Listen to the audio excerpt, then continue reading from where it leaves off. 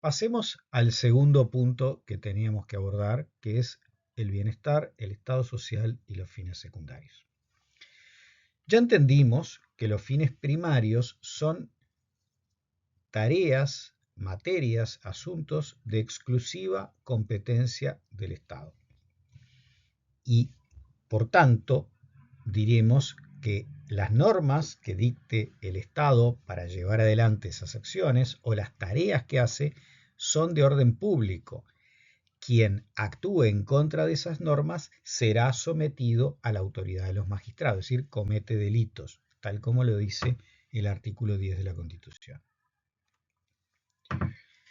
En este esquema estamos tratando de ordenar en forma de círculos concéntricos los fines primarios, las necesidades básicas de las personas y otro conjunto de necesidades. Por ahora dibujamos 3 círculos concéntricos. En el más pequeño, al centro, están los fines primarios del Estado, es decir, son aquellos asuntos o tareas de los cuales se hace cargo el Estado en forma exclusiva. El Estado provee seguridad, provee defensa, provee justicia, provee autoridad impositiva. Bien, el Estado es proveedor y se asegura de que estos fines, en el cumplimiento de estos fines primarios, sean satisfechas algunas necesidades de las personas. Sin embargo, ya dijimos que estos fines son una lista muy reducida, acotada, y filosófica y teóricamente y prácticamente acotada, y que más allá de eso debemos reconocer que existen otras necesidades, otros asuntos, otras materias que tienen que ver con las relaciones sociales, que tienen que ver con la realización de las personas y que les podríamos llamar necesidades. Las distinguimos en el círculo concéntrico que está en el medio como necesidades básicas y en amarillo, el círculo concéntrico más exterior y más grande, consideramos otras necesidades. Pongámonos de acuerdo y con un ejemplo muy simple. Si yo digo, me interesaría completar la educación secundaria, esa es una necesidad básica al día de hoy en la medida en que la sociedad uruguaya, a través de su parlamento, ha votado una ley en 2007 que dispuso que es obligatorio, es un derecho y una obligación para todas las personas que viven en el país completar la educación media. Entonces es una necesidad básica que tiene una característica. Está tutelada como derecho en el marco legal uruguayo. Pero si yo digo, necesito un helado de crema, es una necesidad, pero evidentemente que yo la satisfaga o no, no es de incumbencia o no es trascendente a ninguna otra persona. Es una necesidad como puede ser cualquier otra que implique una preferencia, un gusto, un impulso, sea bueno o sea malo para mi salud. Bien, el punto fundamental es que los satisfactores de estas necesidades, es decir, las que están en el círculo concéntrico del medio, que le hemos llamado básicas, o aquellas otras que le llamamos otras necesidades, las satisfactores, es decir, los bienes, las prestaciones, los servicios que satisfacen esas necesidades, los debe conseguir cada persona en el ejercicio de su libertad, porque dijimos que todo lo que no son fines primarios son el espacio donde se ejercita la libertad de la persona. Bien, sin embargo, en el espacio del círculo intermedio pasa algo. Si la persona no logra completar la educación media, no solamente está afectado su derecho, sino que la sociedad pierde, dirían los economistas, el fracaso en concretar un satisfactor para esa necesidad tiene una externalidad negativa que perjudica a la sociedad.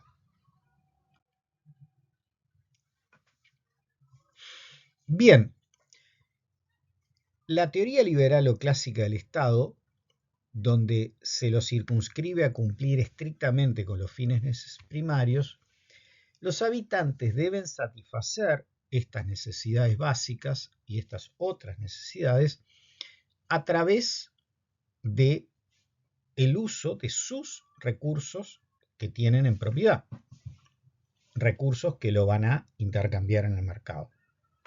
Es decir, las personas usan las herencias que han tenido, las rentas inmobiliarias o financieras que obtienen por sus colocaciones, sus acciones, etc., los ingresos que reciben por trabajo o las donaciones. Todo este conjunto son recursos privados, recursos de su propiedad. Bien, por tanto, cuando nos vamos fuera de los fines primarios, encontramos que las personas, en el ejercicio de esa libertad, en el uso de sus recursos privados para satisfacer las necesidades, concluyen o terminan en posiciones desiguales. Es decir, la satisfacción de las necesidades que no están atendidas por el Estado genera, reproduce desigualdades. Si yo, de acuerdo a los recursos que yo tengo de propiedad, puedo o no tener una atención de salud que necesito, por ejemplo, para hacer una operación relativamente sofisticada, no una operación de cadera, supongamos. Si tengo el dinero, la puedo hacer; si no la tengo el dinero, no la puedo hacer. Es decir, generamos una desigualdad fundada en las clases sociales, que ya la hemos estudiado en otros momentos. Sin embargo, estas prestaciones que se necesitan para satisfacer las necesidades humanas, es decir, para vivir en bienestar, para el bien vivir, han sido históricamente provistas no solo por el mercado. El mercado en las sociedades capitalistas sin duda es el principal proveedor. Bien, algunos dirían inclusive el supermercado y ahora dirían mercado libre o pedido ya. Pero aparte tenemos otras dos fuentes de bienestar que son la familia y la comunidad local, es decir, recibimos prestaciones en la medida en que somos miembros de una familia y que tenemos reciprocidad de relaciones, de padres a hijos, de hijos a padres, a tíos, a nietos, a primos a hermanos, a sobrinos. También tenemos prestaciones hechas en función de la proximidad de nuestra residencia, es decir, de los vecinos de la cuadra, de los que compartimos una misma localidad o un mismo paraje. Es decir, son prestaciones que recibimos en función de una adscripción biológica o geográfica. Finalmente, también existen prestaciones que vienen del Estado. Ya vimos que algunas de estas prestaciones, que están definidas en los fines primarios, son exclusivamente del Estado, y ahora vamos a entrar en otras materias y vamos a estudiarlos como fines secundarios del Estado.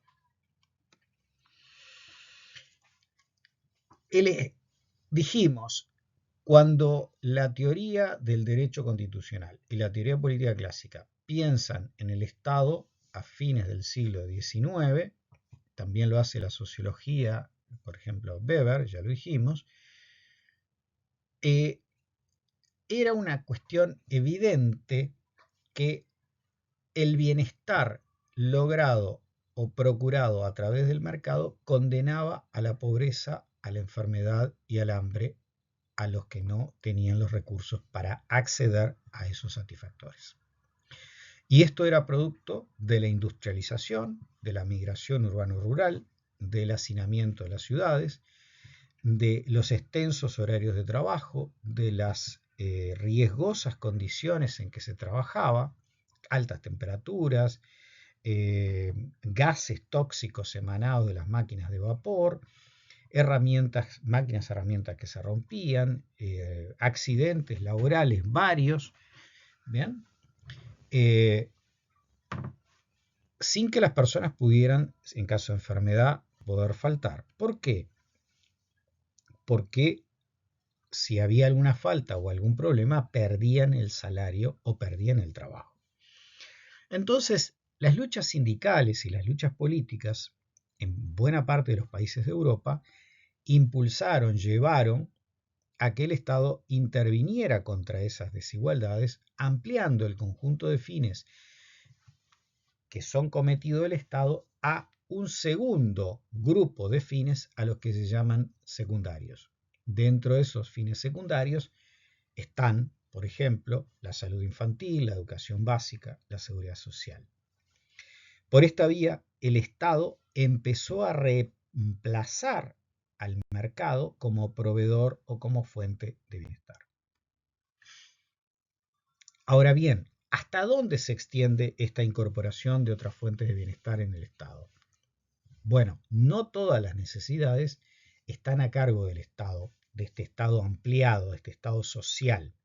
Solo aquellas cuya satisfacción se han definido legítimamente como tutelables. Es decir, el Estado provee satisfactores para aquellas necesidades que se han convertido en derechos. Están tuteladas jurídicamente como derechos. ¿Bien? Es decir, en síntesis, en teoría del Estado, este Estado social, este Estado ampliado a fines secundarios, está definido por reglas constitucionales o legales. ¿Bien? O a la inversa, para poder incluir un fin, un área en la actividad del Estado y transformarse en un fin secundario, tienen que ocurrir dos cosas. Primero, hay que limitar la actividad privada, porque si el Estado empieza a poner educación, eso quiere decir que empieza a limitar la actividad privada. En principio, lo que empieza a limitar es el precio de la prestación que se cobra. Por ejemplo, limita los precios de los medicamentos, limita los precios de las consultas. O restringe las posibilidades de enseñar. Cuando el Estado se involucra en la educación, le dice a todos los centros educativos qué tienen que enseñar y qué no pueden enseñar para cada una de las edades. ¿Bien? Por tanto, para eso se necesita ley. La restricción del principio de libertad que hablamos hoy, que regía para todas aquellas cosas que no eran fines primarios, se requiere hacer mediante ley, en todos lados.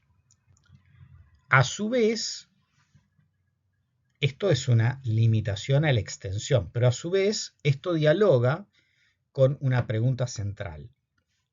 ¿La privación de un satisfactor en una persona genera un daño irreparable a la salud y a la autonomía? Es decir, si yo me primo de comer el helado de vainilla, ¿tengo un daño irreparable a la salud? No. Entonces no justifica que el Estado extienda sus fines e incorpore la provisión de helados como un fin secundario.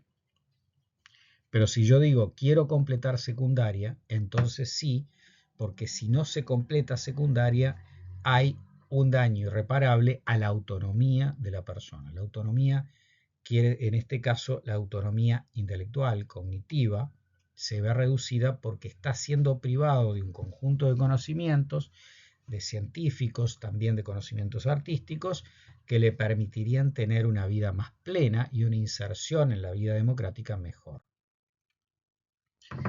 Si queremos ver esta idea de que fue un proceso histórico a través del cual el Estado social amplió sus actividades, la podemos ver en primer lugar, y el punto histórico más antiguo fue la vacuna contra la viruela.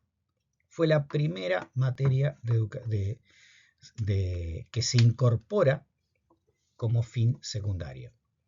La vacuna de la viruela es desarrollada por un inglés, Edward Jenner, en 1796. En 1803 el Estado español, y este es un caso que ocurre en España, ¿no?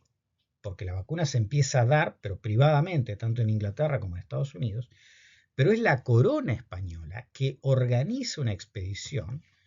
Esa expedición fue puesta bajo el mando de Francisco Javier de Balmis y fue organizada toda la logística, es decir, la corona pagó la expedición, pagó los barcos, los marineros, las cajas, los víveres, y una expedición vino a América y la otra fue al Asia, a las Filipinas, para distribuir la vacuna entre todos los pobladores de las colonias.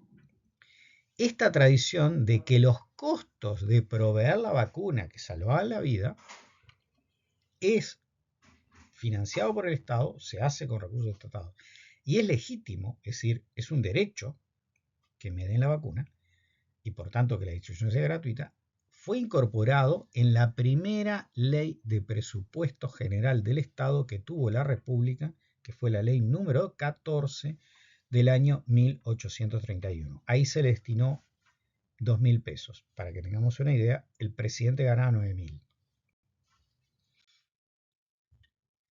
El Estado reemplaza al mercado como proveedor en el área de educación. En el caso uruguayo es claro, Artigas, ya desde Artigas se empieza con las escuelas de primeras letras. Esta idea es retomada al fundarse la República en 1830, luego de la Guerra Grande que se crea el Instituto de Educación Pública, y luego Varela cuando crea la Dirección General de Educación de Instrucción Primaria, la DGIP, antecesora de nuestro actual Consejo de Educación Primaria, Inicial y Primaria. Bien. Con la misma noción, al no haber ciudadanos alfabetizados, es decir, analfabetos, había menos ciudadanos.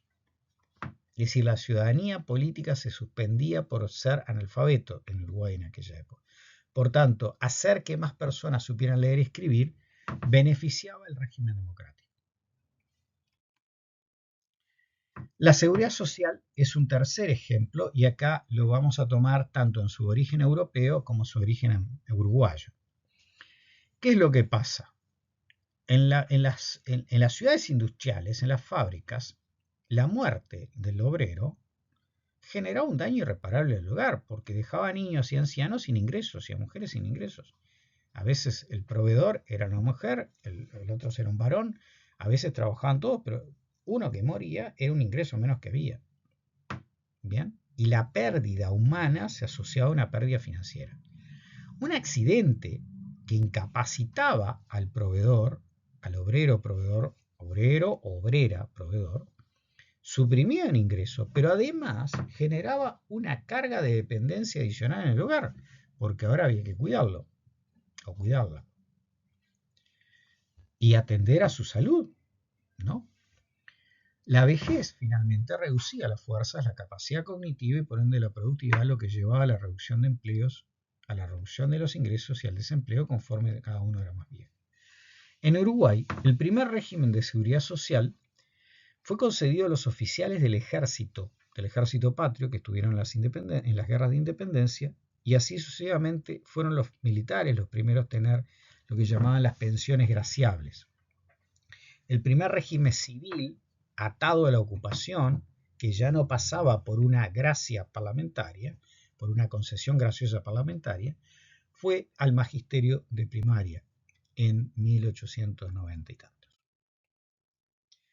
Llegamos así, después de este largo recorrido por caracterizar el estado social o de bienestar, a una definición. Y vamos a decir que es el conjunto de normas, organismos y prestaciones financiados con recursos públicos para proveer legítimamente a la satisfacción de las necesidades humanas básicas tuteladas.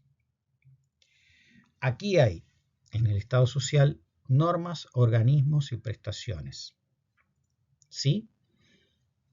Financiados con recursos públicos, es decir, lo hacen con dinero recaudado por las instituciones del Estado liberal, o sea, el Estado social se apoya en la fortaleza del Estado liberal. ¿Qué es lo que hace el Estado liberal? Provee, o sea, regula, distribuye, administra, puede obligar. Las vacunas no son, digamos, no, uno puede decir, ay, yo no me vacuno, no, lo vacunás, los movimientos de antivacunas son problemas muy serios, ¿no?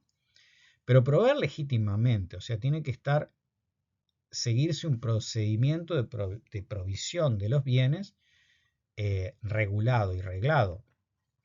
Cuando hay una provisión de satisfactores que no es legítima, entonces estamos en un caso de corrupción. ¿Ven? Si el Estado le brinda a una vivienda que la puede necesitar, pero se la da porque es un militante, estamos en una provisión ilegítima de una prestación. Y se satisfacen necesidades humanas básicas que están tuteladas, o sea que hay un derecho. El Estado social como Estado nace hacia fines del siglo XIX.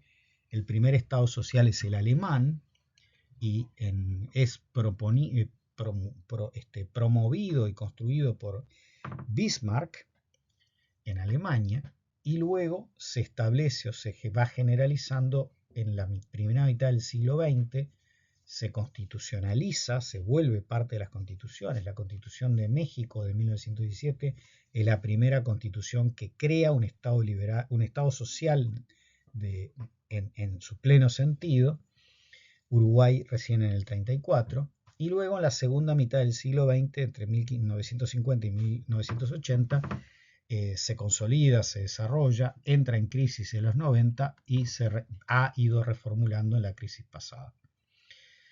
De estados sociales, no quiero dejarlo pasar, simplemente un titular. La teoría distingue tres grandes tipos clásicos: el estado anglosajón, también denominado residual, el estado germánico o conservador, el estado nórdico o socialdemócrata. Insisto, el fundamento y legitimidad de la provisión y de las necesidades satisfechas está dado por normas que tienen rango constitucional y por tanto otorgan derechos sociales. Por este sentido, al estado de bienestar, los juristas sobre todo prefieren llamarle estado social de derecho, porque tiene el poder que ejerce el Estado al proveer estas prestaciones, al regular estos campos de las relaciones sociales, es un poder legítimo fundado en derecho, en el orden jurídico. Bien, ya dijimos que la primera norma del Estado Social de Derecho en Uruguay, la Constitución del Estado Social de Derecho, podrían remontarse hasta el Decreto de Ley de Educación Común del año 77, pero es en el año 34 donde ingresa en la Constitución. Ahora, finalicemos aquí con un punto que fue casi donde terminamos, o sea, ¿qué es lo que hace el Estado cuando avanza y transforma un conjunto de necesidades básicas en fines secundarios, en sus fines secundarios, y provee con recursos públicos los satisfactores necesarios para los satisfactores de esas necesidades? Bueno, básicamente el Estado social reduce la desigualdad en las sociedades capitalistas. Hay una provisión pública que puede ser gratuita o subsidiada, bien, que tiene por consecuencia que las personas pasan a ser ciudadanos sociales, pueden reclamar, no solamente pueden participar en las elecciones, es decir, ciudadanos políticos, sino son ciudadanos sociales, pueden participar en el bienestar. Bien, esto implica, ahora no hacia los ciudadanos, sino hacia el mercado, hacia las empresas, que hay prestaciones que antes hacía el mercado, que ahora las hace el Estado, y eso implica una desmercantilización del bienestar. Finalmente, hay prestaciones que hacían las familias o las comunidades, que ahora las pasa a hacer el Estado, puede ser en forma exclusiva o compartida, pero ahí empieza un proceso de desfamiliarización del bienestar. ¿Cómo se produce el territorio por parte del estado de bienestar? Pues creando estructuras locales de bienestar, es decir, agencias, funcionarios, prestaciones que están radicados en una localidad, que proveen a los habitantes de satisfactores legalmente tutelados conforme a una estructura. Bien, al agregar campos, al agregar temas que pasan a ser parte de los fines secundarios, el Estado desarrolla nuevos organismos. Cada organismo tiene sus dependencias, que contrata funcionarios y se instalan en el territorio. Estas acciones hacen que ciertos territorios en los cuales podías acceder al bienestar si tenías dinero, ahora pasás a ser ciudadano social, y por tanto podés acceder a través del Estado a esos satisfactores. Bien, en consecuencia, las localidades donde el Estado social se hizo presente y tiene agencias, ha reducido la desigualdad de clase, la ha flexibilizado, la ha relajado, bien, y ha permitido una mayor igualdad o una menor desigualdad. En términos generales, los estudios que hemos hecho, que están documentados en estos libros que le hemos dado a leer, hemos planteado una estructura local de bienestar con 6 niveles, un nivel que va desde 0 a 5. El 0 quiere decir que es absolutamente privada la provisión de bienestar, no hay Estado.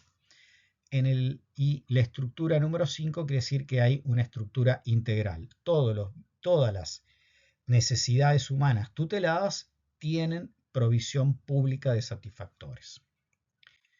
Si uno mira esto finalmente en el libro de Localidades, Frontera y Bienestar en Cerro Largo que ustedes tienen para leer, el capítulo de Río Branco, esta es la situación en cada periodo histórico analizado, en el 56, en el 70, a fines de los 80 y a principios de los 2000, cuál era la estructura que caracterizaba estas localidades, es decir, desde precaria, mínima, básica y diversificada.